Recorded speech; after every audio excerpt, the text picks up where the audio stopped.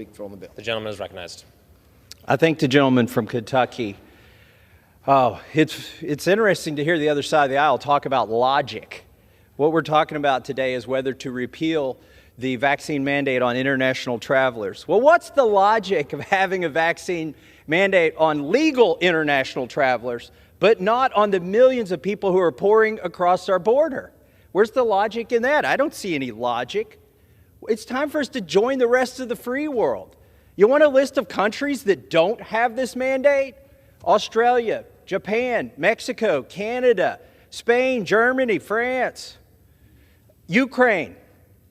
I could go on and on. Am I memorizing a list of countries? No. I'm telling you basically all of the countries in the world. In fact, dictatorships have already gotten rid of this vaccine mandate. Russia, Syria, China, Cuba even doesn't have this draconian xenophobic measure at the border. Let's talk about the State of the Union last night. The president said, "Today, COVID no longer controls our lives." Gee, I wish that were true. I wish that were true. Here's a letter I received. Now, it's from a foreigner who's related to Americans. Dear sir, and I'm an Australian. My daughter married an American in September of 2020. My wife and I were not allowed to visit for the wedding. Subsequently, due to the U.S. ban on unvaccinated arrivals, I have not seen my daughter in over 2 years. I appreciate your attempts at overturning this harsh rule. I am sure I speak for many separated families. Yes, he does. He speaks for tens of thousands, hundreds of thousands, millions of people who've been separated at our border because of this ridiculous, illogical, unscientific policy. What else did the president say in his State of the Union last night? We opened our country back up. Well, we need to tell all the tourism industry that we've opened our country back up, because the U.S. Travel Association has stated this week, just this week, that it cost over $90 billion. This one policy has cost over $90 billion of revenue, of income to this country in tourism. And that's why they support getting rid of this ridiculous mandate. Now, what's the Democrats' argument over there? I've heard it already. I see they're very smug and smiling. They bleat about democracy. They bleat on and on about democracy. Is this democracy? Their best argument, virtually their only argument, is right here in the Whip's Daily Preview on the Democrat side. House Democrats have been stalwart in their defense of following science over playing with politics with COVID-19. The decision to end vaccine requirements for global travelers should be made by the public health experts with real-time understanding of the situation. Hamstringing agencies from responding to ongoing and future threats that could impact the health and economic stability of America undermines our nation.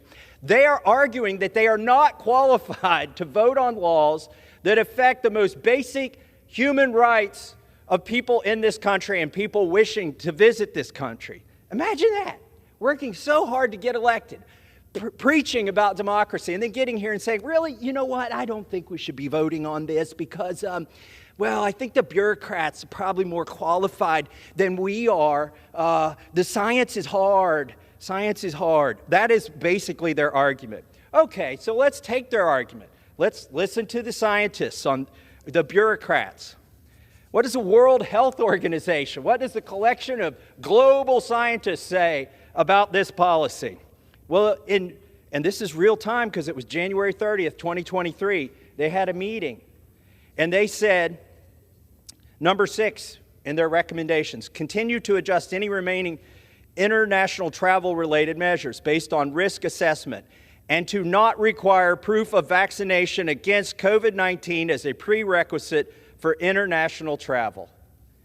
Well, they love global government. You think they would appeal to the science over there, would appeal to the World Health Organization. But if that doesn't work, let's listen to our own CDC, who said in August of last year, that people shouldn't be, if you're deciding to quarantine or mask or any of these other things, it shouldn't be done with respect to vaccination status.